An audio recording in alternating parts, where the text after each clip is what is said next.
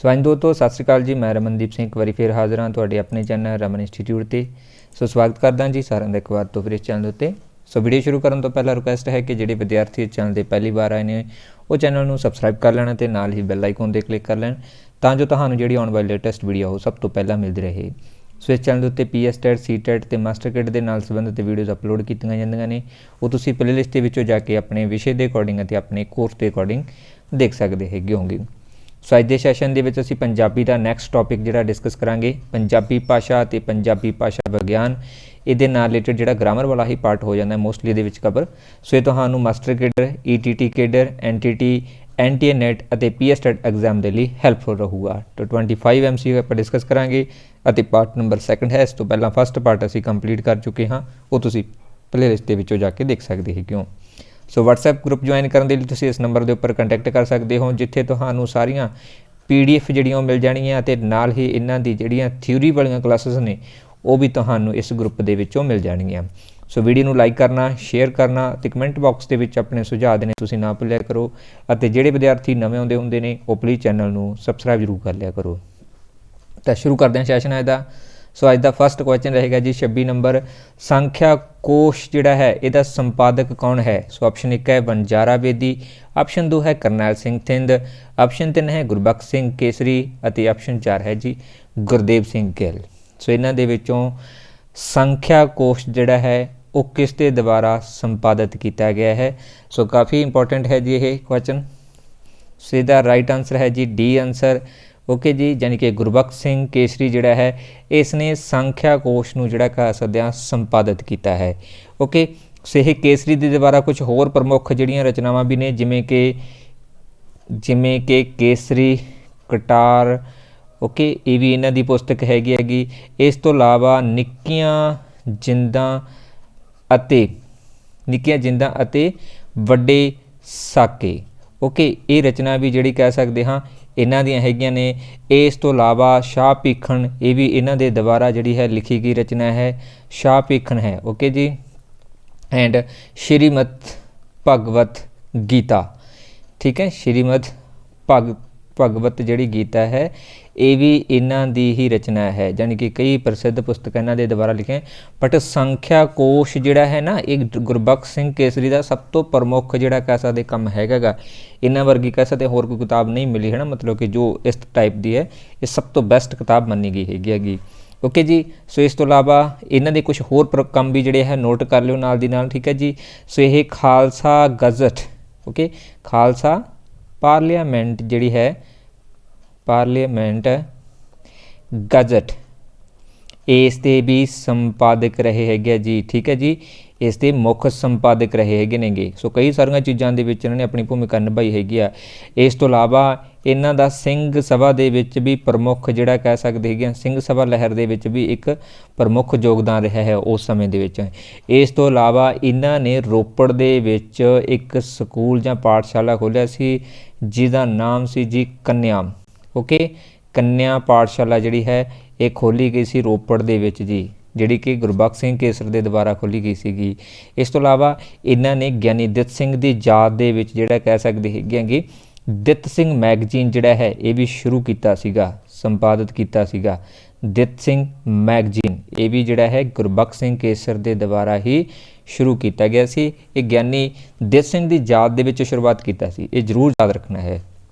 Okay, ਇਸ ਤੋਂ ਇਲਾਵਾ ਪਟਿਆਲਾ ਗਜ਼ਟ ਜਿਹੜਾ ਹੈ ਇਸ ਦੇ ਵੀ ਸੰਪਾਦਕ ਰਹੇ ਹੈਗੇ ਜੀ ਇਹ ਪਟਿਆਲਾ ਗਜ਼ਟ। ਠੀਕ ਹੈ ਜੀ, ਪਟਿਆਲਾ ਗਜ਼ਟ ਦੇ ਸੰਪਾਦਕ ਵੀ ਇਹਨਾਂ ਦੇ ਰੂਪ ਦੇ ਵਿੱਚ ਯਾਨੀ ਕਿ ਇਹੀ ਭੂਮਿਕਾ ਨਿਭਾਉਂਦੇ ਰਹੇ ਹੈਗੇ। ਓਕੇ, ਇਹ ਜਿਹੜੀਆਂ ਕੁਝ ਹੋਰ ਐਕਸਟਰਾ ਜਿਹੜੀਆਂ ਇਨਫੋਰਮੇਸ਼ਨ ਸੀ। ਇਸ ਤੋਂ ਇਲਾਵਾ ਕੁਝ ਹੋਰ ਚੀਜ਼ਾਂ ਨੇ ਜਿਹੜੀਆਂ ਇਹਨਾਂ ਦੇ ਨਾ ਇਸ ਵਿਸ਼ੇ ਦੇ ਨਾਲ ਜੁੜਦੀਆਂ ਹੈਗੀਆਂ ਨੇ, ਇਸ ਪੁਸਤਕ ਦੇ ਨਾਲ ਜੁੜਦੀਆਂ, ਯਾਨੀ ਕਿ ਸੰਖਿਆ ਕੋਸ਼ ਦੇ ਨਾਲ। ਠੀਕ ਹੈ, ਤਾਂ ਸੰਖਿਆ ਕੋਸ਼ ਜਿਹੜੀ ਹੈ ਧਿਆਨ ਰੱਖਿਓ ਇਹ ਸਭ ਤੋਂ ਪਹਿਲੀ ਵਾਰ 1961 ਦੇ ਵਿੱਚ ਪ੍ਰਕਾਸ਼ਿਤ ਹੋਈ ਸੀਗੀ। ਠੀਕ ਹੈ, ਇਹਨਾਂ ਦੇ ਦੁਆਰਾ 1961 ਦੇ ਵਿੱਚ, ਅਤੇ ਇਸ ਨੂੰ ਪ੍ਰਕਾਸ਼ਿਤ ਕੀਤਾ ਸੀਗਾ ਜੀ ਪੰਜਾਬੀ ਸਾਹਿਤ ਅਕੈਡਮੀ ਲੁਧਿਆਣਾ ਵੈਰੀ ਇੰਪੋਰਟੈਂਟ ਹੈ ਜੀ। ਇਹੋ ਜਿਹੀਆਂ ਚੀਜ਼ਾਂ ਜ਼ਿਆਦਾ ਪੁੱਛਦੇ ਆ ਜਿਹੜੀਆਂ ਅਸੀਂ ਪੜ੍ਹੀਆਂ ਹੀ ਨਹੀਂ ਹੁੰਦੀਆਂ। ਓਕੇ, ਸੋ ਇਹਨਾਂ ਨੇ ਜਿਹੜਾ ਹੈ ਇਸ ਨੂੰ ਪ੍ਰਕਾਸ਼ਿਤ ਕੀਤਾ ਸੀ 1961 ਦੇ ਵਿੱਚ ਪਹਿਲੀ ਵਾਰ ਇਹ ਪ੍ਰਕਾਸ਼ਿਤ ਹੋਈ ਸੀਗੀ।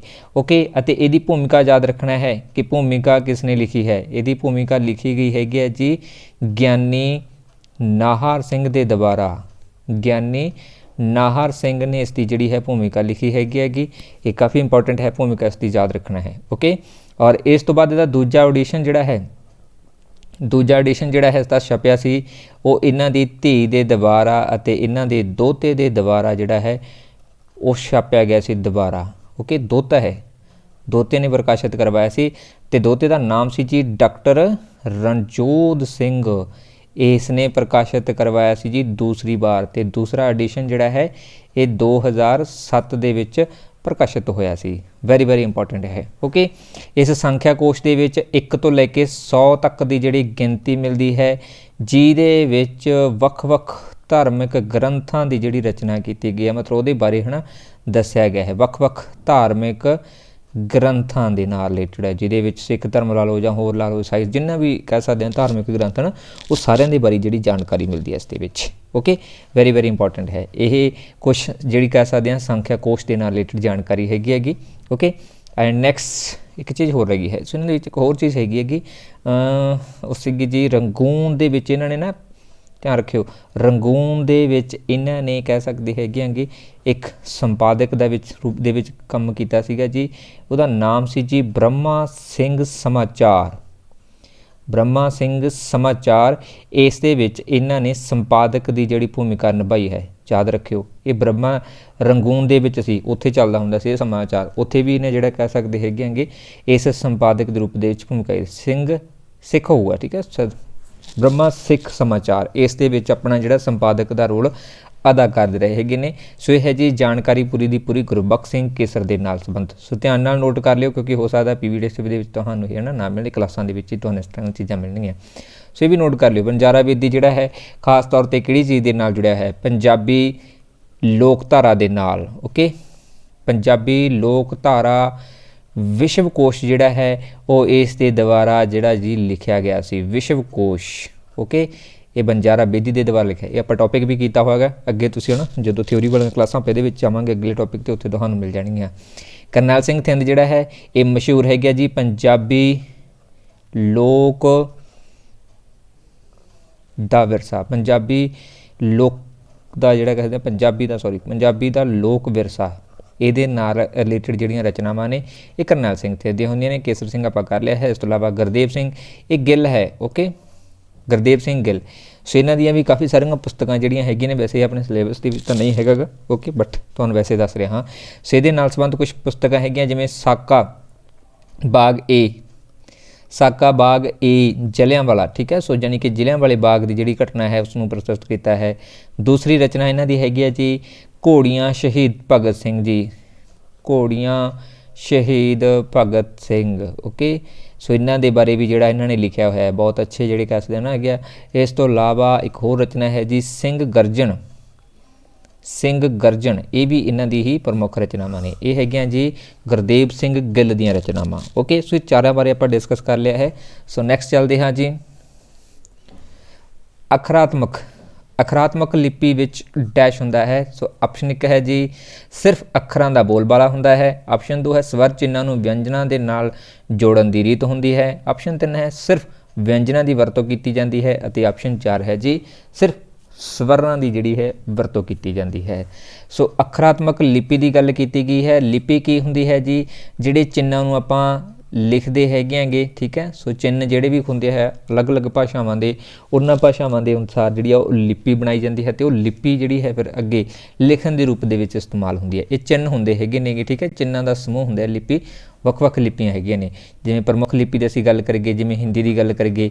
ਓਕੇ, ਹਿੰਦੀ ਦੀ ਜਿਹੜੀ ਲਿਪੀ ਹੈ ਇਹ ਦੇਵਨਾਗਰੀ ਹੈਗੀ, ਇਸ ਦੇ ਵਿੱਚ ਲਿਖਿਆ ਜਾਂਦਾ ਹੈ। ਪੰਜਾਬੀ ਦੀ ਜਿਹੜੀ ਲਿਪੀ ਹੈਗੀ ਹੈ ਜੀ ਇਹ ਗੁਰਮੁਖੀ ਹੈਗੀ, ਗੁਰਮੁਖੀ ਲਿਪੀ ਦੇ ਵਿੱਚ ਇਸਤੇਮਾਲ ਕੀਤਾ ਜਾਂਦਾ ਹੈ। ਓਕੇ, ਇਸ ਤੋਂ ਇਲਾਵਾ ਜਿਹੜਾ ਕਹਿ ਸਕਦੇ ਹਾਂ ਇੰਗਲਿਸ਼ ਦੀ ਜਿਹੜੀ ਹੈ, ਯਾਨੀ ਕਿ ਰੋਮਨ ਦੀ ਜਿਹੜੀ ਇੰਗਲਿਸ਼ ਦੀ ਜਿਹੜੀ ਹੈ ਨਾ ਕਹਿ ਸਕਦੇ ਹਾਂ ਰੋਮਨ ਲਿਪੀ ਆ ਜਾਂਦੀ ਹੈਗੀ।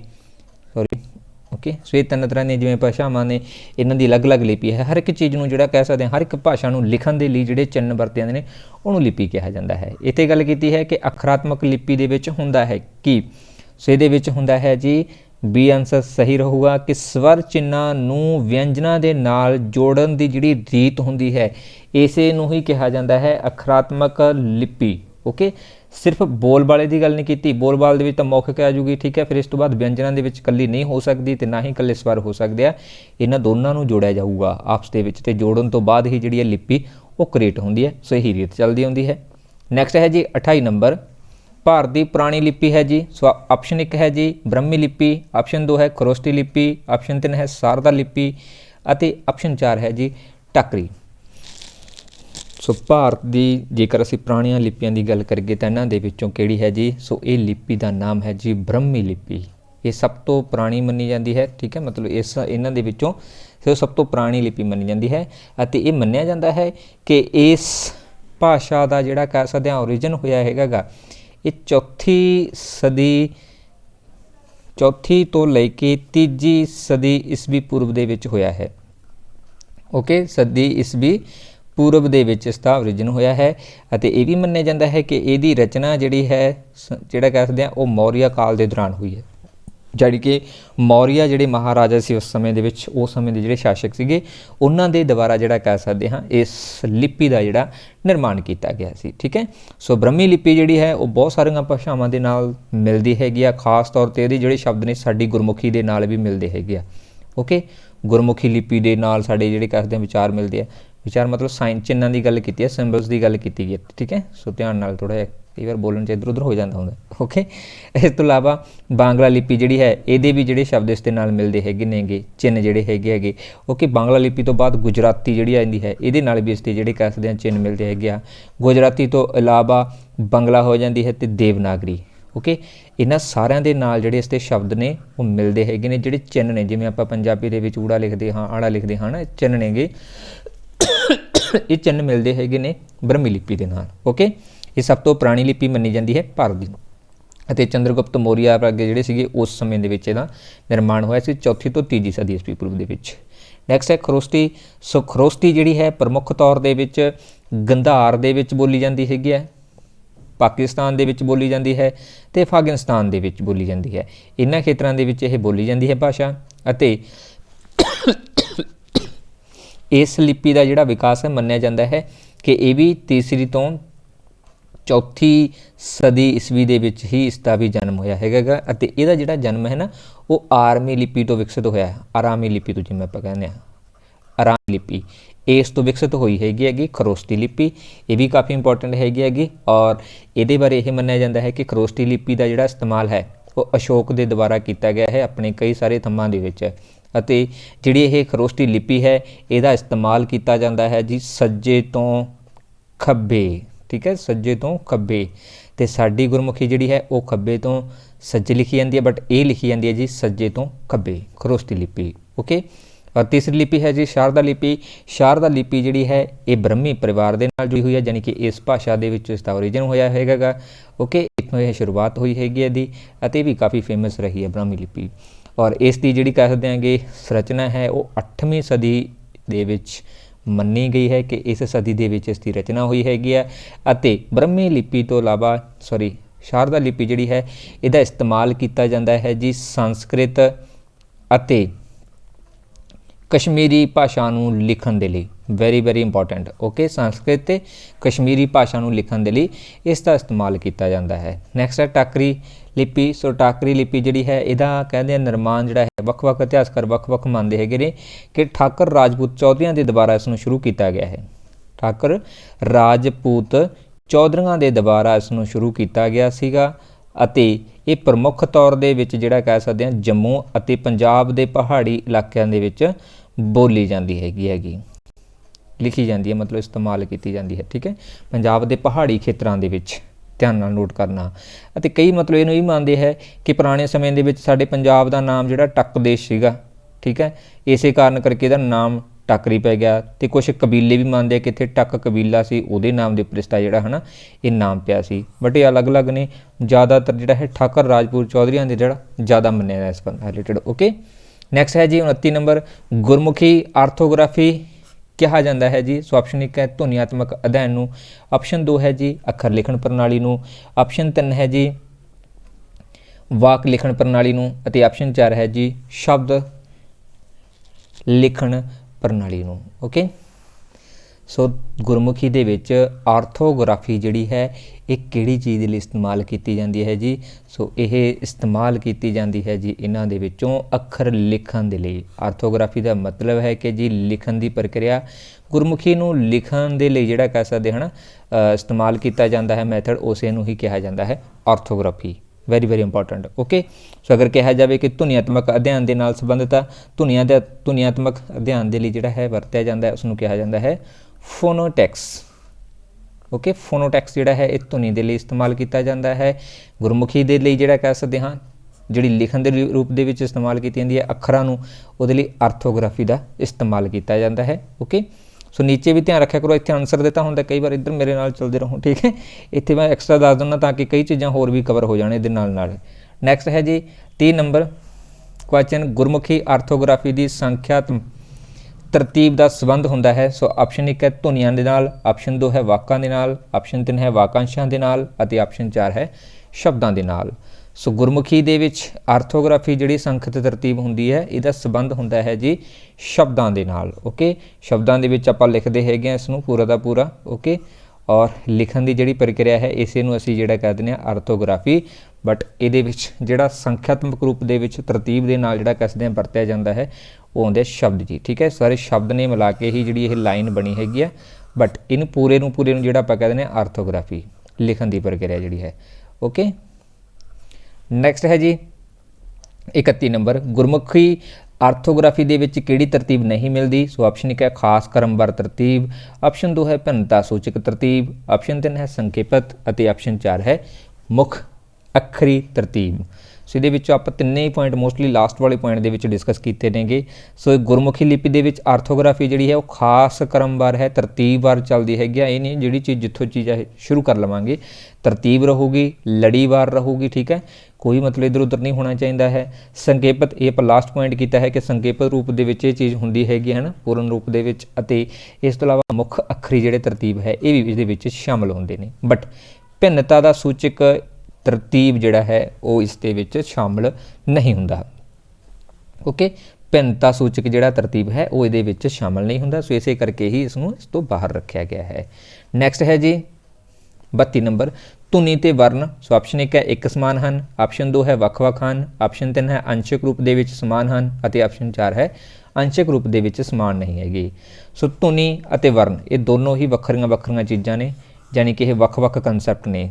ਧੁਨੀ ਜਿਹੜੀ ਹੈ ਇਹ ਬੋਲਣ ਦੀ ਪ੍ਰਕਿਰਿਆ ਹੈ, ਸਾਡੇ ਮੂੰਹ ਦੇ ਵਿੱਚੋਂ ਜਿਹੜੀਆਂ ਵੀ ਆਵਾਜ਼ਾਂ ਨਿਕਲਦੀਆਂ ਨੇਗੀਆਂ, ਠੀਕ ਹੈ, ਇਹ ਧੁਨੀ ਹੁੰਦੀ ਹੈਗੀ। ਓਕੇ, ਤੇ ਵਰਨ ਕੀ ਹੁੰਦੇ ਹੈਗੇ ਜੀ? ਜਿਹੜੀਆਂ ਸਾਡੀਆਂ ਧੁਨੀਆਂ ਹੁੰਦੀਆਂ ਹੈਗੀਆਂ ਨੇ ਉਹਨਾਂ ਨੂੰ ਜਦੋਂ ਲਿਖਿਆ ਜਾਂਦਾ ਹੈ ਕਿਸੇ ਵੀ ਚੀਜ਼ ਦੇ ਉੱਪਰ, ਠੀਕ ਹੈ, ਤਾਂ ਉਸ ਨੂੰ ਅਸੀਂ ਕਹਿੰਦੇ ਹਾਂ ਵਰਨ। ਇਸ ਕਰਕੇ ਇਹ ਦੋਨੋਂ ਹੀ ਜਿਹੜੇ ਕਨਸੈਪਟ ਵੱਖਰੇ ਨੇ। ਧੁਨੀ ਜਿਹੜੀ ਹੈ ਇਹ ਆਵਾਜ਼ ਦੀ ਪ੍ਰਕਿਰਿਆ ਹੈ ਤੇ ਵਰਨ ਜਿਹੜੇ ਹੈ ਇਹ ਲਿਖਣ ਦੀ ਪ੍ਰਕਿਰਿਆ ਹੈ। ਬਟ ਹੈ ਦੋਨੋਂ ਹੀ ਇਹ ਭਾਸ਼ਾ ਦੇ ਨਾਲ ਜੁੜੇ ਹੋਏ। ਓਕੇ, ਹੈ ਦੋਨੇ ਹੀ ਭਾਸ਼ਾ ਦੇ ਕਨਸੈਪਟ ਨੇ, ਬਟ ਇਹਨਾਂ ਦਾ ਜਿਹੜਾ ਸਟਰਕਚਰ ਹੈ ਉਹ ਵੱਖਰਾ ਹੈ। ਧੁਨੀ ਜਿਹੜੀ ਹੈ ਇਹ ਭਾਸ਼ਾ ਦੀ ਸਭ ਤੋਂ ਛੋਟੀ ਇਕਾਈ ਹੁੰਦੀ ਹੈ, ਇਹ ਵੀ ਯਾਦ ਰੱਖਣਾ ਹੈ। ਠੀਕ ਹੈ, 3 ਤਰ੍ਹਾਂ ਦੇ ਸਟਰਕਚਰ ਦੇਖਣ ਨੂੰ ਮਿਲਦੇ ਹੈਗੇ ਆ, ਧੁਨੀ, ਸ਼ਬਦ ਤੇ ਵਾਕ। ਓਕੇ, ਇਹ 3 ਹੈਗੇ ਨੇ, ਇਹ ਸਭ ਤੋਂ ਛੋਟੀ ਇਕਾਈ ਹੁੰਦੀ ਹੈਗੀ ਆ ਜੀ। ਤੇ ਇਹ ਵਾਲੀ ਜਿਹੜੀ ਹੈ ਵਾਕ ਇਹ ਸਭ ਤੋਂ ਵੱਡੀ ਇਕਾਈ ਹੁੰਦੀ ਹੈਗੀ ਆ, ਵੱਡੀ ਇਕਾਈ ਹੁੰਦੀ ਹੈਗੀ ਆ ਭਾਸ਼ਾ ਦੀ। ਧਿਆਨ ਨਾਲ ਨੋਟ ਕਰ ਲੈਣਾ। ਓਕੇ, ਧੁਨੀ ਦੇ ਵਿੱਚ ਕੋਈ ਵੀ ਹੋ ਸਕਦਾ ਹੈ, ਜਿਵੇਂ ਕੱਕਾ, ਮੰਮਾ, ਵੱਖਰੇ ਕੱਲੇ ਹੋਣਗੇ। ਠੀਕ ਹੈ, ਕੱਕਾ, ਮੰਮਾ ਤੇ ਲੱਲਾ, ਇਸ ਤਰ੍ਹਾਂ ਦੀ ਜਿਹੜੀਆਂ ਇਹ ਧੁਨੀਆਂ ਹੋ ਗਈਆਂ। ਸ਼ਬਦ ਦੇ ਵਿੱਚ ਕੀ ਹੋਊਗਾ ਕਿ ਇਹ ਜੋੜ ਕੇ ਇੱਕ ਬਣ ਜਾਊਗਾ। ਜਦੋਂ ਇਹਨੂੰ ਅਸੀਂ ਕਮਲ ਦਾ ਨਾਮ ਦੇ ਦੇਵਾਂਗੇ ਇਹ ਸ਼ਬਦ ਹੋ ਗਿਆ ਹੈ। ਫਿਰ ਇਸ ਤੋਂ ਬਾਅਦ ਅਸੀਂ ਵਾਕ ਦੇ ਵਿੱਚ ਲੈ ਕੇ ਜਾਵਾਂਗੇ ਤਾਂ ਵਾਕ ਦੇ ਵਿੱਚ ਇਹ ਚਲਾ ਜਾਊਗਾ ਕਿ ਕਮਲ ਜਿਹੜੀ ਹੈ ਉਹ ਸਕੂਲ ਜਾਂਦੀ ਹੈ। ਓਕੇ, ਇਹ ਪੂਰਾ ਜਿਹੜਾ ਕਹਿ ਸਕਦੇ ਹਾਂ ਵਾਕ ਬਣ ਜਾਂਦਾ ਹੈ ਜੀ। ਸੋ ਇਹ ਸੀਗਾ ਸਾਡਾ ਆਨਸਰ ਸਹੀ। ਇੱਥੇ ਵੀ ਵੱਖ ਨੇਗੇ, ਇੱਕ ਦੂਜੇ ਤੋਂ ਇਹ ਡਿਫਰੈਂਟ ਹੈਗੇ ਨੇ। ਨੈਕਸਟ ਹੈ ਜੀ 3 ਨੰਬਰ ਤੁਹਾਨੂੰ ਦੀ ਥਾਂ ਤੁਹਾਨੂੰ, ਤੁਹਾਡੇ ਦੀ ਥਾਂ ਤੁਹਾਡੀ, ਲਿਆਵਾਂ ਦੀ ਥਾਂ ਲਿਆਵਾਂ ਤੇ ਤੀਵੀਂ ਦੀ ਥਾਂ ਤੇ ਤੀਵੀਂ ਬੋਲਦੇ ਹੈਗੇ ਨੇ ਕਿਹੜੀ ਲਿਪੀ ਦੇ ਵਿੱਚ, ਕਿਹੜੀ ਭਾਸ਼ਾ ਦੇ ਵਿੱਚ? खास तौर पर उपभाषा की गल की है। ऑप्शन 1 है मलवई, ऑप्शन 2 है माझी, ऑप्शन 3 है पुआधी और ऑप्शन 4 है दुआबी। ठीक है, सो पहला आप ये दस दईए कि ये कित्थे बोले जाते हैं। ये जोड़े इस वीडियो में देख रहे हैं, ठीक है, जो बठिंडे खेत्र के रहंदे हैं, यानी कि मालवा खेत्र के रहंदे आ, उन्होंने सारिਆਂ ਨੂੰ ही पता है, क्योंकि इत्थे ये मलवई शब्द जोड़े है ने वरते जाते हैं। तुहानू असीं थोनू कहने हैगे, तुहाडे नूं असीं थोड़ी कहने हैगे। ठीक है, और लियावां की थां ते असीं लियावां मम्मा शब्द लाउंदे हैगे, ते तीवीं की थां ते फिर असीं तीवीं जिहड़ा मम्मे वाले शब्द नूं वरते हैगे। ये मलवई दे विच वरते जाते हैगे। ओके, और ये साडे पंजाब की जिहड़ी आ उप बोली हैगी है कि पंजाब दे विच प्रमुख उप बोलियां जिहड़ियां हैगियां नेगियां। ठीक है, उपभाषावां जां उप बोलियां ये भी याद कर लिओ। सो पहली जिहड़ी है जी मलवई है, जिहड़ी आपां हुणे डिस्कस कीती हैगी है। ओके, ये भी तुहानूं लिखी हुई है।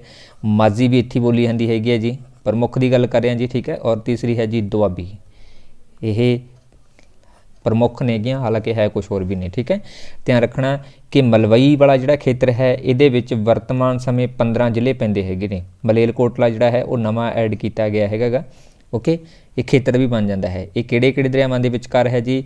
ये सतलुज अते घग्गर दरिया के विचकार स्थित है। ठीक है, ये बठिंडा, पटियाला, मलेरकोटला ये प्रमुख शहर आ जाते हैं, तो बठिंडा साडा खास इस करके इसनूं स्पैशल लिख रहे हैं। ओके, जिस तो बाद माझी है। सो माझे का जिहड़ा खेत्र है जी ये पै जांदा हैगा जी 4 ਜ਼ਿਲ੍ਹਿਆਂ ਦੇ ਵਿੱਚ, 4 ਜ਼ਿਲ੍ਹਿਆਂ ਦੇ ਵਿੱਚ ਪੈਂਦਾ है।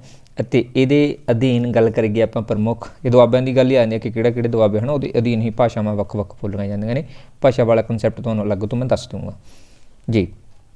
ਇੱਥੇ 4 ਜ਼ਿਲ੍ਹੇ ਹੈਗੇ ਨੇ ਜੀ। ਸੋ ਇਹ ਵਾਲਾ ਜਿਹੜਾ ਖੇਤਰ ਪੈਂਦਾ ਹੈ ਜੀ ਇਹ ਰਾਵੀ ਅਤੇ ਬਿਆਸ ਦੇ ਵਿਚਕਾਰ ਪੈਂਦਾ ਹੈ। ਠੀਕ ਹੈ, ਸੋ ਦੁਆਬਾ ਜਿਹੜਾ ਹੈ ਇਹਦੇ ਵਿੱਚ ਵੀ 4 ਜ਼ਿਲ੍ਹੇ ਆਉਂਦੇ ਹੈਗੇ ਨੇ ਜੀ।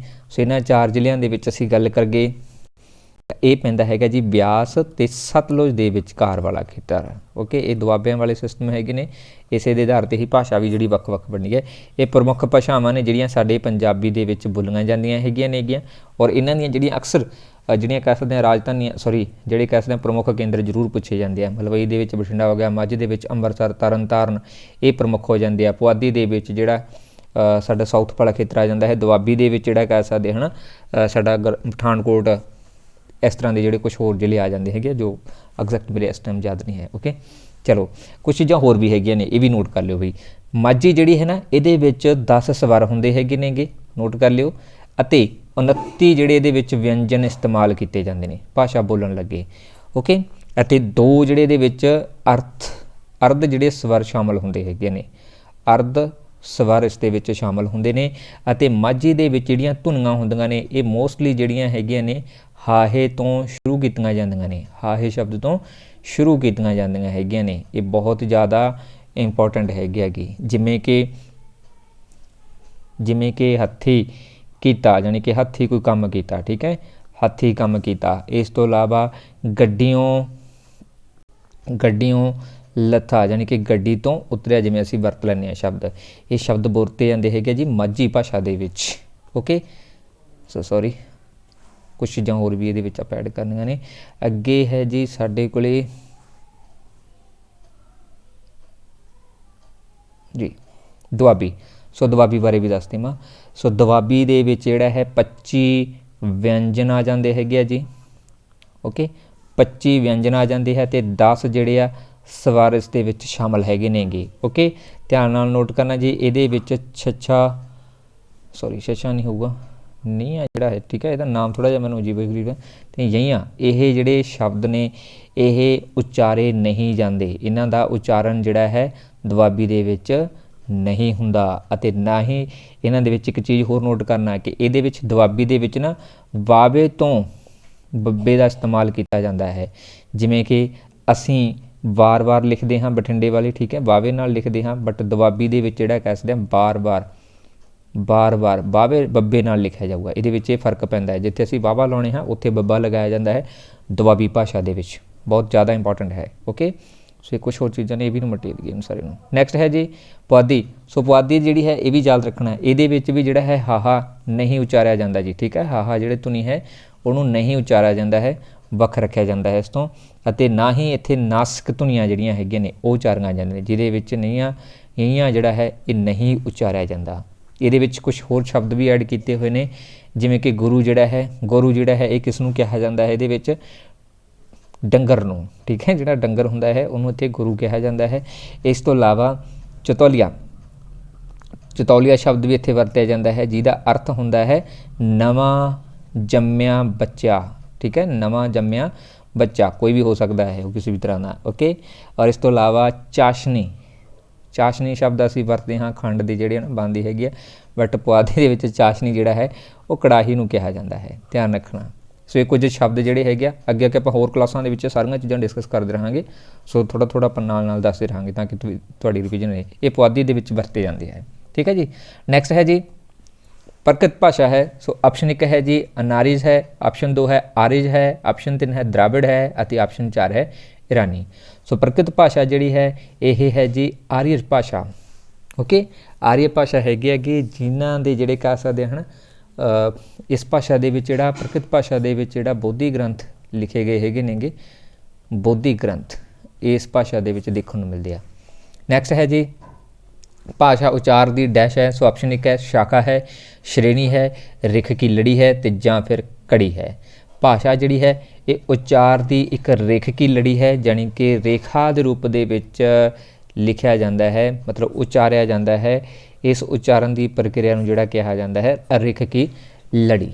ਨੈਕਸਟ ਹੈ ਜੀ 36 ਨੰਬਰ ਭਾਰਤੀ ਭਾਸ਼ਾ ਸਰਵੇਖਣ ਪੁਸਤਕ ਹੈ। ਆਪਸ਼ਨ 1 ਹੈ ਵਿਲੀਅਮ ਕੈਰੀ ਦੀ, ਆਪਸ਼ਨ 2 ਹੈ ਹਰਨਾਲੇ ਦੀ, ਆਪਸ਼ਨ 3 ਹੈ ਗ੍ਰੀਸੇਨ ਦੀ, ਆਪਸ਼ਨ 4 ਹੈ ਜੀ ਬਿਮਜ਼ ਦੀ। ਸੋ ਭਾਰਤੀ ਭਾਸ਼ਾ ਸਰਵੇਖਣ ਪੁਸਤਕ, ਇਹ ਪੁਸਤਕ ਹੈਗੀ ਹੈ ਜੀ ਗ੍ਰੀਸੇਨ ਦੀ। ਇਸ ਪੁਸਤਕ ਦੇ ਵਿੱਚ ਭਾਸ਼ਾ ਦਾ ਜਿਹੜਾ ਕਹਿੰਦੇ ਆ ਭਾਰਤੀ ਭਾਸ਼ਾਵਾਂ ਦਾ ਜਿਹੜਾ ਜ਼ਿਕਰ ਹੈ ਉਹ ਕੀਤਾ ਗਿਆ ਹੈ, ਅਤੇ ਇਹਦੇ ਵਿੱਚ ਜਿਹੜੀਆਂ ਪ੍ਰਮੁੱਖ ਭਾਸ਼ਾਵਾਂ ਨੇ ਉਹਨਾਂ ਦੀ ਗੱਲ ਕੀਤੀ ਗਈ ਹੈ, ਅਤੇ ਉਹਨਾਂ ਦੀਆਂ ਜਿਹੜੀਆਂ ਉਪ ਭਾਸ਼ਾਵਾਂ ਨੇ ਉਹਨਾਂ ਦਾ ਵੀ ਜ਼ਿਕਰ ਕੀਤਾ ਗਿਆ ਹੈ, ਓਕੇ। ਸੋ ਉਪ ਭਾਸ਼ਾਵਾਂ ਦੀ ਗੱਲ ਕਰਦੇ ਹੈਗੇ ਕਿ ਇਸ ਪੁਸਤਕ ਦੇ ਵਿੱਚ ਇਹਨਾਂ ਨੇ ਨਾ 854 ਉਪ ਭਾਸ਼ਾਵਾਂ ਦੀ ਗੱਲ ਕੀਤੀ ਹੈ। 54 ਉਪ ਭਾਸ਼ਾਵਾਂ ਇਹ ਕਹਿੰਦੇ ਭਾਰਤ ਦੇ ਵਿੱਚ ਮਿਲਦੀਆਂ ਹੈਗੀਆਂ ਨੇ, ਠੀਕ ਹੈ। ਟੋਟਲ ਸਾਡੇ ਕੋਲ ਬਹੁਤ ਸਾਰੀਆਂ ਭਾਸ਼ਾਵਾਂ ਨੇਗੀਆਂ, ਬਟ ਉਹਨਾਂ ਦੇ ਵਿੱਚੋਂ ਸਾਡੇ ਸੰਵਿਧਾਨ ਦੇ ਵਿੱਚ 22 ਭਾਸ਼ਾਵਾਂ ਨੂੰ ਜਿਹੜਾ ਹੈ ਮਾਨਤਾ ਦਿੱਤੀ ਗਈ ਹੈ। 22 ਭਾਸ਼ਾਵਾਂ ਨੂੰ ਮਾਨਤਾ ਦਿੱਤੀ ਹੈ ਸਾਡੇ ਸੰਵਿਧਾਨ ਦੇ ਵਿੱਚ, ਅਤੇ ਇਹਦੇ ਨਾਲ ਸੰਬੰਧਿਤ ਹੈ ਜੀ ਅਨੁਸੂਚੀ 8ਵੀਂ ਅਨੁਸੂਚੀ ਦੇ ਵਿੱਚ ਦੱਸਿਆ ਗਿਆ ਹੈ ਕਿ ਭਾਰਤ ਦੀਆਂ 22 ਭਾਸ਼ਾਵਾਂ ਨੂੰ ਜਿਹੜੀ ਹੈ ਮਾਨਤਾ ਹੈ। ਕਿਹੜੀਆਂ ਨੇ ਇਹ ਯਾਦ ਰੱਖਣਾ ਹੈ, ਓਕੇ। ਫਿਰ ਆਪਾਂ ਹੁਣ ਇਹਦੇ ਬਾਰੇ ਕੀਤਾ ਤਾਂ ਸਾਡੇ ਪੰਜਾਬੀ ਦਾ ਜ਼ਿਕਰ ਕਰਨਾ ਵੀ ਜ਼ਰੂਰੀ ਹੈ ਇੱਥੇ, ਹੈ ਨਾ। ਸੌਰੀ, ਸਾਡੀ ਪੰਜਾਬੀ ਭਾਸ਼ਾ ਜਿਹੜੀ ਹੈ ਇਹ ਅਨੁਛੇਦ ਆਰਟੀਕਲ 345 ਦੇ ਵਿੱਚ ਸ਼ਾਮਲ ਹੈ, ਅਤੇ ਇਹਨਾਂ ਦੇ ਵਿੱਚ 22 ਭਾਸ਼ਾਵਾਂ ਦੇ ਵਿੱਚੋਂ ਸਾਡੀ ਪੰਜਾਬੀ ਨੂੰ ਜਿਹੜਾ ਹੈ ਉਹ 8ਵੇਂ ਸਥਾਨ ਦੇ ਉੱਪਰ ਰੱਖਿਆ ਗਿਆ ਹੈ ਆਰਟੀਕਲ 345 ਦੇ ਅਧੀਨ, ਓਕੇ। ਵੈਰੀ ਇੰਪੋਰਟੈਂਟ ਹੈ, ਯਾਦ ਰੱਖਣਾ ਹੈ। 22 ਭਾਸ਼ਾਵਾਂ ਨੇ 8ਵੀਂ ਅਨੁਸੂਚੀ ਦੇ ਵਿੱਚ ਸ਼ਾਮਲ ਨੇਗੀਆਂ। 345 ਨੰਬਰ ਅਨੁਛੇਦ ਦੇ ਵਿੱਚ ਸਾਡੀ ਭਾਸ਼ਾ ਸ਼ਾਮਲ ਹੈ ਅਤੇ 8ਵੇਂ ਸਥਾਨ 'ਤੇ ਇਸ ਨੂੰ ਰੱਖਿਆ ਗਿਆ ਹੈ। ਨੈਕਸਟ ਹੈ ਜੀ 37 ਨੰਬਰ ਗ੍ਰੀਸੇਨ ਦੀਆਂ ਭਾਸ਼ਾਵਾਂ ਦੀ ਵੰਡ ਦਾ ਸਭ ਤੋਂ ਪਹਿਲਾਂ ਕਿਸ ਨੇ ਵਿਰੋਧ ਕੀਤਾ। ਆਪਸ਼ਨ 1 ਹੈ ਡਾਕਟਰ ਹਰਦੇਵ ਬਾਹਰੀ, ਆਪਸ਼ਨ 2 ਹੈ SK ਚੈਟਰਜੀ, ਆਪਸ਼ਨ 3 ਹੈ ਹਾਫਿਜ਼ ਮਹਿਮੂਦ ਨਿਸ਼ਾਨੀ, ਅਤੇ ਆਪਸ਼ਨ 4 ਹੈ ਜੀ ਡਾਕਟਰ ਪ੍ਰੇਮ ਪ੍ਰਕਾਸ਼ ਸਿੰਘ।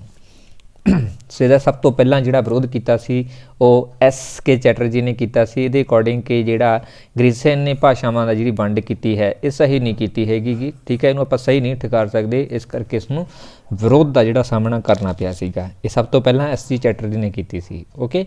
ਅਤੇ ਪ੍ਰੇਮ ਪ੍ਰਕਾਸ਼ ਦੀ ਜਿਹੜੀ ਪੁਸਤਕ ਹੈ ਪੰਜਾਬੀ ਭਾਸ਼ਾ ਯਾਨੀ ਗੁਰਮੁਖੀ ਭਾਸ਼ਾ ਦਾ ਜਿਹੜਾ ਨਿਕਾਸ ਅਤੇ ਵਿਕਾਸ ਆ ਜਾਂਦਾ ਹੈ ਉਹ ਬਹੁਤ ਜ਼ਿਆਦਾ ਫੇਮਸ ਹੈ, ਨਿਕਾਸ ਅਤੇ ਵਿਕਾਸ, ਓਕੇ। ਨੈਕਸਟ ਹੈ ਜੀ 38 ਨੰਬਰ ਸੰਗੋਸ਼ ਅਲਪ ਪ੍ਰਾਣ ਵਿਅੰਜਨ ਕਿਹੜੇ ਨੇ ਜੀ। ਸੋ ਆਪਸ਼ਨ 1 ਹੈ ਜੀ ਤੱਤਾ, ਥੱਥਾ, ਡੱਡਾ ਅਤੇ ਗੱਗਾ, ਆਪਸ਼ਨ 3 ਹੈ ਜੀ ਫੱਫਾ, ਥੱਥਾ ਅਤੇ ਡੱਡਾ ਅਤੇ ਖੱਖਾ, ਅਤੇ ਆਪਸ਼ਨ 3 ਹੈ ਜੀ ਚੱਚਾ, ਛੱਛਾ, ਜੱਜਾ ਅਤੇ ਗੱਗਾ, ਅਤੇ ਆਪਸ਼ਨ 4 ਹੈ ਜੀ ਬੱਬਾ, ਦੱਦਾ, ਡੱਡਾ ਅਤੇ ਚੱਚਾ। ਸੋ ਇਹਨਾਂ ਦੇ ਵਿੱਚੋਂ ਸੰਗੋਸ਼ ਅਲਪ ਪ੍ਰਾਣ ਦੀ ਗੱਲ ਕੀਤੀ ਗਈ ਹੈ ਅਤੇ ਵਿਅੰਜਨ ਦੇ ਰੂਪ ਦੇ ਵਿੱਚ ਪੁੱਛਿਆ ਗਿਆ ਹੈ ਕਿ ਕਿਹੜੇ ਦੇ ਵਿੱਚ ਸ਼ਾਮਲ ਹੈਗੇ ਨੇ, ਓਕੇ। ਸੋ ਪਹਿਲਾਂ ਮੈਂ ਦੱਸ ਦੇਵਾਂ ਅਲਪ ਪ੍ਰਾਣ ਬਾਰੇ। ਸੋ ਅਲਪ ਪ੍ਰਾਣ ਜਿਹੜੇ ਹੈ ਇਹਦੇ ਵਿੱਚ ਪ੍ਰਮੁੱਖ ਤੌਰ ਦੇ ਵਿੱਚ ਕਿਹੜੀਆਂ ਚੀਜ਼ਾਂ ਹੁੰਦੀਆਂ ਨੇ, ਇਹਦੇ ਵਿੱਚ ਬੱਬਾ, ਦੱਦਾ, ਢੱਡਾ, ਗੱਗਾ ਅਤੇ ਜੱਜਾ, ਇਹ ਹੁੰਦੇ ਹੈਗੇ ਆ। ਠੀਕ ਹੈ, ਹੁਣ ਇਹ ਆਪਾਂ ਦੇਖਣੇ ਕਿ ਇਹਦੇ ਵਿੱਚ ਹੈ ਜੀ। ਸੋ ਇਹ ਡੀ ਦੇ ਵਿੱਚ ਹੈ। ਠੀਕ ਹੈ, ਬੱਬਾ ਪਿਆ ਹੈ, ਦੱਦਾ ਪਿਆ ਹੈ, ਡੱਡਾ ਅਤੇ ਜੱਜਾ, ਇਹ 4 ਹੈਗੇ ਨੇ। ਇਹਦੇ ਵਿੱਚ ਇੱਕ ਨਹੀਂ ਹੈ, ਉਹ ਹੈ ਗੱਗਾ। ਠੀਕ ਹੈ, ਇਹ ਤਾਂ ਦੱਸਿਆ ਤਾਂ ਕਿ ਤੁਸੀਂ ਇਸਨੂੰ ਇਨਕਲੂਡ ਕਰ ਲਓ। ਅਲਪ ਪ੍ਰਾਣ ਵਿਅੰਜਨ ਦੇ ਵਿੱਚ ਇਹ 5 ਸ਼ਬਦ ਜਿਹੜੇ ਆ, ਜਿਹੜੇ ਇਹ ਧੁਨੀਆਂ ਹੁੰਦੀਆਂ ਹੈਗੀਆਂ ਨੇ। ਠੀਕ ਹੈ, ਸੋ ਇਸ ਕਰਕੇ ਡੀ ਜਿਹੜਾ ਆਨਸਰ ਇਸ ਦਾ ਸਹੀ ਰਹੂਗਾ। ਇਹ ਅਲਪ ਪ੍ਰਾਣ ਕਹਾਉਂਦੇ ਹੈਗੇ ਨੇ। ਇਸ ਤੋਂ ਇਲਾਵਾ ਇੱਕ ਹੋਰ ਵੀ ਹੁੰਦੇ ਹੈਗੇ ਆ, ਧਿਆਨ ਨਾਲ ਨੋਟ ਕਰ ਲਿਓ। ਅਨਾਦਿ ਮਹਾਪ੍ਰਾਣ, ਅਨਾਦਿ ਮਹਾਪ੍ਰਾਣ ਕਹਾਉਂਦੇ ਹੈਗੇ ਆ। ਇਹ ਕਿਹੜੇ ਹੁੰਦੇ ਆ ਜੀ? ਇਹਦੇ ਵਿੱਚ ਹੁੰਦੇ ਆ ਖੱਖਾ, ਛੱਛਾ, ਠੱਠਾ, ਥੱਥਾ ਤੇ ਫੱਫਾ। ਇਹ ਕਹਾਉਂਦੇ ਹੈਗੇ ਆ ਅਨਾਦਿ ਮਹਾਪ੍ਰਾਣ। ਓਕੇ, ਇਸ ਤੋਂ ਇਲਾਵਾ ਇੱਕ ਹੋਰ ਹੁੰਦੇ ਹੈ ਜਿਹਦਾ ਨਾਮ ਹੈ ਨਾਦੀ। ਇੱਥੇ ਨਾਦੀ ਹੈ, ਇੱਥੇ ਅਨਾਦੀ, ਨਾਦੀ ਹੈ। ਨਾਦੀ ਮਹਾਪ੍ਰਾਣ ਕਿਹੜੇ ਹੁੰਦੇ ਆ ਜੀ? ਸੋ ਨਾਦੀ ਮਹਾਪ੍ਰਾਣ ਹੁੰਦੇ ਇਹਨਾਂ ਦੇ ਵਿੱਚੋਂ ਜੀ ਕੱਗਾ, ਛੱਛਾ, ਸੌਰੀ ਚਈਆਂ ਹੋ ਗਿਆ। ਠੀਕ ਹੈ, ਟੱਡਾ ਹੋ ਗਿਆ ਜੀ। ਇਸ ਤੋਂ ਇਲਾਵਾ ਧੱਦਾ ਅਤੇ ਤੱਤਾ। ਓਕੇ, ਸੋ ਇਹ ਜਿਹੜੇ ਹੁੰਦੇ ਆ ਜੀ ਅਨਾਦੀ ਮਹਾਪ੍ਰਾਣ। ਅਤੇ ਇੱਕ ਹੋਰ ਹੁੰਦੇ ਆ ਸਰਕਵੇਂ ਵਿਅੰਜਨ, ਇਹ ਵੀ ਨੋਟ ਕਰ ਲਿਓ।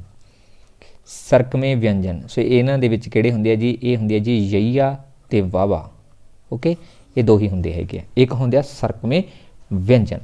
ਨੈਕਸਟ ਹੈ ਜੀ 39 ਨੰਬਰ। ਭਾਰਤੀ ਆਰੀਅਨ ਭਾਸ਼ਾ ਪਰਿਵਾਰ ਦਾ ਸੰਬੰਧ ਹੈ ਭਾਰਤੀ ਯੂਰਪੀ ਭਾਸ਼ਾ ਪਰਿਵਾਰ ਦੇ ਨਾਲ, ਸਾਮੀ ਭਾਸ਼ਾ ਪਰਿਵਾਰ ਦੇ ਨਾਲ, ਹਾਮੀ ਭਾਸ਼ਾ ਪਰਿਵਾਰ ਦੇ ਨਾਲ, ਜਾਂ ਫਿਰ ਇੰਡੋ ਤਿੱਬਤ ਭਾਸ਼ਾ ਦੇ ਨਾਲ। ਸੋ ਸਾਡੀ ਆਰੀਅਨ ਭਾਸ਼ਾ ਦਾ ਜਿਹੜਾ ਸੰਬੰਧ ਹੈ, ਇਹ ਸੰਬੰਧ ਹੈ ਜੀ ਭਾਰਤੀ ਯੂਰਪੀ ਭਾਸ਼ਾ ਪਰਿਵਾਰ ਦੇ ਨਾਲ। ਓਕੇ, ਸੋ ਇਹ ਆਨਸਰ ਰਾਈਟ ਰਹੂਗਾ। ਨੈਕਸਟ ਹੈ ਜੀ 40 ਨੰਬਰ। ਪੰਡਿਤ ਸ਼ਬਦ ਦੇ ਵਿੱਚ ਪੰਡਿਤ ਸ਼ਬਦ ਜਿਹੜਾ ਹੈ ਇਹ ਅਰਥ ਪਰਿਵਰਤਨ ਦੀ ਕਿਸ ਦਿਸ਼ਾ ਦਾ ਸੂਚਕ ਹੈ? ਸੋ ਆਪਸ਼ਨ 1 ਹੈ ਅਰਥ ਵਿਆਪਕਤਾ ਦਾ, ਆਪਸ਼ਨ 2 ਹੈ ਅਰਥ ਉਤਕਰਸ਼ ਦਾ, ਆਪਸ਼ਨ 3 ਹੈ ਅਰਥ ਅਪਕਰਸ਼ ਦਾ, ਅਤੇ ਆਪਸ਼ਨ 4 ਹੈ ਅਰਥ ਸੰਕੋਚ ਦਾ। ਪੰਡਿਤ ਸ਼ਬਦ ਜਿਹੜਾ ਹੈ ਉਹ ਇਹਨਾਂ ਦੇ ਵਿੱਚੋਂ ਅਰਥ ਉਪਕਰਸ਼ਣ ਦਾ ਜਿਹੜਾ ਸ਼ਬਦ ਹੈ। ਠੀਕ ਹੈ, ਮਤਲਬ ਕਿ ਉਤਕਰਸ਼ਣ ਦੇ ਵਿੱਚ ਆਪਾਂ ਪਹਿਲਾਂ ਕੀਤਾ ਸੀ ਕਿ ਸ਼ਬਦ ਦੇ ਜਿਹੜੇ ਆ ਅਰਥ ਬਦਲ ਜਾਂਦੇ ਹੈਗੇ ਨੇਗੇ। ਠੀਕ ਹੈ, ਬਹੁਤ ਸਾਰੇ ਅਰਥ ਨਿਕਲ ਜਾਂਦੇ ਆ, ਬਟ ਅਪਕਰਸ਼ ਦੇ ਵਿੱਚ ਜਿਹੜਾ ਹੈ ਅਰਥ ਨਹੀਂ ਨਿਕਲਦੇ, ਇੱਕੋ ਅਰਥ ਨਿਕਲਦਾ ਹੈ, ਬਹੁਤੇ ਨਹੀਂ ਹੁੰਦੇ। ਠੀਕ ਹੈ, ਪੰਡਿਤ ਪੰਡਿਤ ਹੀ ਹੈ, ਇਹਦੇ ਵਿੱਚ ਕੁਝ ਹੋਰ ਜਿਹੜਾ ਚੇਂਜ ਨਹੀਂ ਹੋ ਸਕਦੀਆਂ, ਇਸ ਕਰਕੇ ਇਹ ਅਪਕਰਸ਼ ਹੋਊਗਾ। ਸੀ ਆਨਸਰ ਸਹੀ ਰਹੂਗਾ। ਅਤੇ ਉਤਕਰਸ਼ ਦੇ ਵਿੱਚ ਜਿਹੜਾ ਕਹਿ ਸਕਦੇ ਹਾਂ ਸ਼ਬਦਾਂ ਦੇ ਅਰਥ ਬਦਲ ਜਾਂਦੇ ਹੁੰਦੇ ਆ। ਓਕੇ, ਅਰਥਾਂ ਦੇ ਵਿੱਚ ਤਬਦੀਲੀ ਆ ਜਾਂਦੀ ਹੁੰਦੀ ਹੈ, ਬਟ ਇੱਥੇ ਨਹੀਂ ਹੁੰਦੀ। ਨੈਕਸਟ ਹੈ ਜੀ 41 ਨੰਬਰ। ਮੁਹਾਰਨੀ ਦਾ ਸਹੀ ਕ੍ਰਮ ਹੈ। ਸੋ ਆਪਸ਼ਨ 1 ਹੈ, ਸੋ ਇਹ ਆਪਾਂ ਸਹੀ ਇੱਦਾਂ ਹੀ ਕਰ ਦੇਵਾਂਗੇ। ਓਕੇ, ਸੋ ਮੁਹਾਰਨੀ, ਸੋ ਤੁਸੀਂ ਸਰਚ ਵੀ ਕਰ ਸਕਦੇ ਹੋ। ਠੀਕ ਹੈ, ਜਿਹਨੂੰ ਨਹੀਂ ਪਤਾ ਮੁਹਾਰਨੀ ਕੀ ਹੁੰਦੀ ਹੈ, ਕਿ ਸ਼ੁਰੂਆਤ ਦੇ ਵਿੱਚ ਨਾ ਜਿਹੜੇ ਸਾਡੇ ਲਗਾਂ ਮਾਤਰਾ ਲੱਗਦੀਆਂ ਨੇ ਉਹ ਸੀਕੁਐਂਸ ਵਾਈਜ਼ ਕਰਕੇ ਰੱਖਣਾ ਕਿ ਪਹਿਲਾਂ ਕੀ ਲੱਗੂਗਾ, ਉਸ ਤਰੀਕੇ ਨਾਲ ਬਣਾਇਆ ਗਿਆ ਹੈ ਇਹ ਸਾਰਾ ਦਾ ਸਾਰਾ। ਸੋ ਇਹਦੇ ਵਿੱਚੋਂ ਰਾਈਟ ਆਨਸਰ ਜਿਹੜਾ ਬਣਦਾ ਹੈ ਇਸ ਡੀ ਹੈ ਜੀ। ਪਹਿਲਾਂ ਆੜਾ ਆਊਗਾ, ਫਿਰ ਆੜੇ ਨੂੰ ਕੰਨਾ, ਈੜੀ ਨੂੰ ਸਿਹਾਰੀ, ਈੜੀ ਨੂੰ ਬਿਹਾਰੀ, ਊੜੇ ਨੂੰ ਲਾਵਾਂ। ਠੀਕ ਹੈ, ਫਿਰ ਦਲਾਵਾਂ ਆਉਣਗੀਆਂ। ਠੀਕ ਹੈ, ਸੌਰੀ ਔਂਕੜ ਔਰ ਦਲਿੰਕੜ, ਸੌਰੀ ਇਹਦੇ ਵਿੱਚ ਥੋੜ੍ਹਾ ਜਿਹਾ ਔਂਕੜ ਅਤੇ ਦੌਂਕੜ ਹੈ, ਲੌਂਕੜ ਜਿਹਨੂੰ ਕਹਿ ਦਿੰਦੇ ਆ। ਠੀਕ ਹੈ, ਫਿਰ ਈੜੀ ਨੂੰ ਲਾਵਾਂ ਆ ਜਾਂਦੀ ਹੈ, ਫਿਰ ਆੜੇ ਨੂੰ ਦਲਾਵਾਂ ਆ ਜਾਂਦੀਆਂ, ਊੜੇ ਨੂੰ ਹੋੜਾ ਆ ਜਾਂਦਾ, ਅਤੇ ਆੜੇ ਨੂੰ ਜਿਹੜਾ ਹੈ ਹੋੜਾ ਆ ਜਾਂਦਾ ਹੈ। ਇਹ ਸੀਕੁਐਂਸ ਵਾਈਜ਼ ਹੈ, ਮਤਲਬ ਕਿ ਇਹਦੀ ਪੂਰਾ ਜਿਹੜਾ ਸੀਰੀਅਲ ਵਾਈਜ਼ ਕੀਤਾ ਹੋਇਆ ਹੈਗਾ ਗਾ, ਇਹ ਇਹਦਾ ਸਹੀ ਆਨਸਰ ਹੈ। ਇਹ ਯਾਦ ਕਰ ਲੈਣਾ, ਕਾਫੀ ਇੰਪੋਰਟੈਂਟ ਹੈ। ਮੁਹਾਰਨੀ ਦਾ ਸਹੀ ਜਿਹੜਾ ਕਸਦਾ ਕਰਮ ਕਰਨਾ, ਇਹ ਪੂਰਾ ਸਹੀ ਸੀਕੁਐਂਸ ਹੈ ਇਹਦਾ। ਨੈਕਸਟ ਹੈ ਜੀ 42 ਨੰਬਰ। ਲੈਂਗੁਏਜ ਹੈ ਸੋਸ਼ਲ ਫੈਕਟ ਸੰਕਲਪ ਕਿਸ ਦਾ ਹੈ? ਜੋਨਾਥਨ ਕੂਲਰ ਦਾ, ਆਪਸ਼ਨ 2 ਹੈ ਮੇਰੀਓਪੀ ਦਾ, ਆਪਸ਼ਨ 3 ਹੈ ਸਾਊਸਰ ਦਾ, ਅਤੇ ਆਪਸ਼ਨ 4 ਹੈ ਚਮੌਕਸੀ ਦਾ। ਸੋ ਇਹਨਾਂ ਦੇ ਵਿੱਚੋਂ ਸਹੀ ਆਨਸਰ ਹੈ ਜੀ ਜੋਨਾਥਨ ਕੂਲਰ। ਇਹਦੇ ਦੁਆਰਾ ਜਿਹੜਾ ਹੈ language as a social fact, ਕਿ ਸਮਾਜਿਕ ਦੀ ਜਿਹੜੀ ਕਹਿ ਸਕਦੇ ਦੇਣ ਹੈ, ਸਮਾਜ ਦੇ ਦੁਆਰਾ ਜਿਹੜੀ ਭਾਸ਼ਾ ਹੈ ਉਹ ਵਿਕਸਿਤ ਕੀਤੀ ਜਾਂਦੀ ਹੈ, ਇਹ ਕੰਸੈਪਟ ਦਿੱਤਾ ਹੈ ਜੀ ਸਾਡੇ ਜੋਨਾਥਨ ਨੇ। ਠੀਕ ਹੈ, ਇੱਕ ਚਮੌਕਸੀ ਹੈ, ਇਹਨੇ ਵੀ ਭਾਸ਼ਾ ਦੇ ਵਿਕਾਸ ਬਾਰੇ ਸਿਧਾਂਤ ਦਿੱਤਾ ਹੈਗਾ ਗਾ, ਜੋ ਤੁਸੀਂ ਸਾਈਕੋ ਦੇ ਵਿੱਚ ਪੜ੍ਹਿਆ ਹੋਵੇਗਾ। ਨੈਕਸਟ ਹੈ ਜੀ 43 ਨੰਬਰ। ਭਾਸ਼ਾ ਸਿਸਟਮ ਹੈ ਸਮਾਜਿਕ ਪਰੰਪਰਾਵਾਂ ਦਾ, ਸ਼ਬਦਾਂ ਦਾ, ਸਮਾਜ ਦਾ, ਤੇ ਜਾਂ ਫਿਰ ਮਨੁੱਖਾਂ ਦਾ। ਭਾਸ਼ਾ ਸਿਸਟਮ ਹੈ ਜੀ ਇਹਨਾਂ ਦੇ ਵਿੱਚੋਂ ਸਮਾਜਿਕ ਪਰੰਪਰਾਵਾਂ ਦਾ। ਠੀਕ ਹੈ ਜੀ, ਕਿਉਂਕਿ ਸਮਾਜਿਕ ਪਰੰਪਰਾਵਾਂ ਦੇ ਵਿੱਚੋਂ ਹੀ ਭਾਸ਼ਾ ਜਿਹੜੀ ਹੈ ਉਹ ਜਨਮ ਲੈਂਦੀ ਹੈ। ਠੀਕ ਹੈ, ਹਾਲਾਂਕਿ ਲੈਂਦੀ ਹੈ ਸਮਾਜ ਦੇ ਵਿੱਚੋਂ ਹੀ, ਬਟ ਪਰੰਪਰਾਵਾਂ ਦੇ ਅਨੁਸਾਰ ਇੱਕ ਹੀ ਭਾਸ਼ਾ ਜਿਹੜੀ ਆ ਉਹ ਵਿਕਸਿਤ ਹੁੰਦੀ ਰਹਿੰਦੀ ਹੈ ਕੁਝ ਸਮਾਜ ਦੇ ਵਿੱਚ। ਨੈਕਸਟ ਹੈ ਜੀ 44 ਨੰਬਰ। ਭਾਸ਼ਾ ਸਿੱਖੀ ਜਾਂਦੀ ਹੈ ਜੀ ਮਾਂ ਪਿਓ ਦੁਆਰਾ, ਸੱਭਿਆਚਾਰਕ ਪਰੰਪਰਾਵਾਂ ਦੁਆਰਾ, ਜਨਮ ਪਰੰਪਰਾ ਦੁਆਰਾ, ਤੇ ਜਾਂ ਫਿਰ ਅਧਿਆਪਕਾਂ ਦੇ ਦੁਆਰਾ। ਸੋ ਮਾਂ ਪਿਓ ਵੀ ਨਹੀਂ ਆਊਗਾ। ਠੀਕ ਹੈ, ਜਨਮ ਪਰੰਪਰਾ ਵੀ ਨਹੀਂ ਆਊਗੀ, ਅਤੇ ਅਧਿਆਪਕ ਵੀ ਨਹੀਂ। ਅਤੇ ਸਿੱਖੀ ਜਾਂਦੀ ਹੈ ਸੱਭਿਆਚਾਰਕ ਪਰੰਪਰਾਵਾਂ ਦੇ ਦੁਆਰਾ, ਯਾਨੀ ਕਿ ਸੱਭਿਆਚਾਰ ਦੇ ਵਿੱਚੋਂ ਹੀ ਮਿਲਦੀ ਹੈ। ਸੱਭਿਆਚਾਰ ਸਾਨੂੰ ਕਿੱਥੇ ਮਿਲਦਾ ਹੈ ਜੀ? ਇਹ ਮਿਲਦਾ ਹੈ ਸਾਡੇ ਸਮਾਜ ਦੇ ਵਿੱਚ, ਉੱਥੋਂ ਹੀ ਅਸੀਂ ਜਿਹੜੀ ਹੈ ਭਾਸ਼ਾ ਸਿੱਖਦੇ ਹਾਂ, ਅਤੇ ਉਸੇ ਤਰੀਕੇ ਨੂੰ ਅਸੀਂ ਫੋਲੋ ਕਰਦੇ ਰਹਿੰਦੇ ਹਾਂ। ਨੈਕਸਟ ਹੈ ਜੀ 45 ਨੰਬਰ। ਭਾਸ਼ਾ ਦਾ ਮੂਲ ਚਰਿੱਤਰ ਹੈ ਆਪਸ਼ਨ ਇੱਕ ਹੈ ਮੌਖਿਕਤਾ, ਲਿਖਤੀ ਰੂਪ ਜਾਂ ਸੰਚਾਰ ਤੇ ਜਾਂ ਫਿਰ ਚਿੰਨ੍ਹ। ਭਾਸ਼ਾ ਦਾ ਮੂਲ ਚਰਿੱਤਰ ਕਿਹੜਾ ਹੈ, ਠੀਕ ਹੈ, ਜਾਣੀ ਕਿ ਐਕਚੁਅਲ ਦੇ ਵਿੱਚ ਭਾਸ਼ਾ ਕਿਹੋ ਜਿਹੀ ਹੈ। ਸੋ ਜਿਹੜੀ ਚਿੰਨ੍ਹ ਦੀ ਗੱਲ ਕਰਦੇ ਹਾਂ, ਚਿੰਨ੍ਹ ਅਸੀਂ ਬਾਅਦ ਦੇ ਵਿੱਚ ਲੈ ਕੇ ਆਏ ਹਾਂ, ਠੀਕ ਹੈ। ਇਹ ਜਦੋਂ ਅਸੀਂ ਲਿਪੀ ਦੀ ਖੋਜ ਕਰ ਲਈ ਸੀਗੀ, ਲਿਪੀ ਬਣਾ ਲਈ ਸੀ, ਇਹ ਉਸ ਸਮੇਂ ਤੋਂ ਸ਼ੁਰੂ ਹੋਈ ਸੀ।